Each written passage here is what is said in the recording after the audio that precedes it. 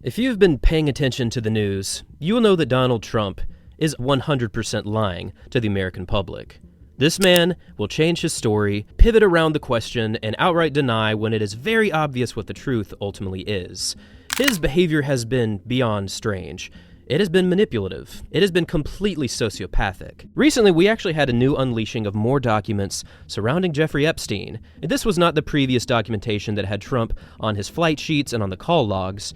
This was something different. This was a truckload of evidence brought forth by many different people who have been trying to get more and more exposure on the Epstein case. And again, Trump is pivoting in the most bizarre ways. Now, instead of releasing the Epstein files, what is Trump doing? He's shifting the story. He's projecting. With the Epstein files pressure at their highest point so far, he decided to release Martin Luther King Jr. assassination records. And you have to ask yourself, what kind of diversion is this? There's reportedly over 200,000 pages of this MLK assassination file here, and while, yes, this is a very important part of our American history, and it is very important to figure out exactly what happened, why is this being released right now?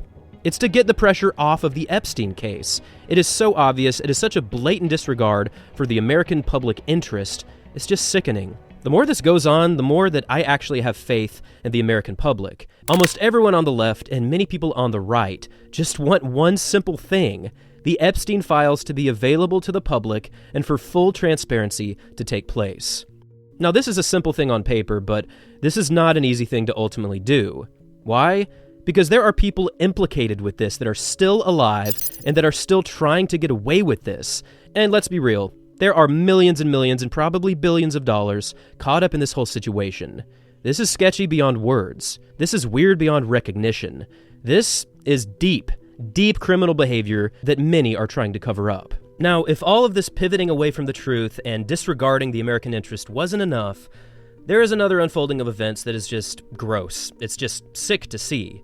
Speaker of the House Mike Johnson has officially shut down Congress until September, meaning that Congress has more than a month to figure out a way to avoid voting on whether or not to release the Epstein files. There has been building pressure on both sides that they are willing and wanting to release these files, which again is a good thing. There needs to be more transparency on such a dark, twisted, grotesque event that happened in the past.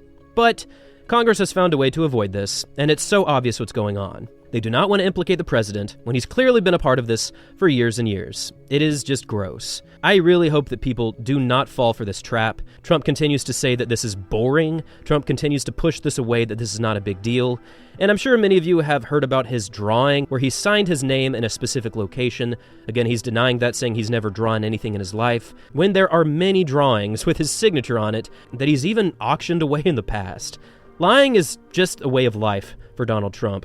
The sociopath only wants to find a way forward that benefits him, and this is clearly one of those cases. This is unfortunate. It's sad that our highest-ranking official is willing to do such lying and do it so easily, and I just hope that this story does not die. And it starts with everyone online. People need to continue covering this story. People need to continue following it, and this should not ever go away until there are some clear-cut answers as to what is actually happening. Seeing what the president does every single day is a huge bummer. It makes me sad. It makes me mad. It makes me feel like there are millions of people that just do not care about finding out the truth behind such traumatic events in the past.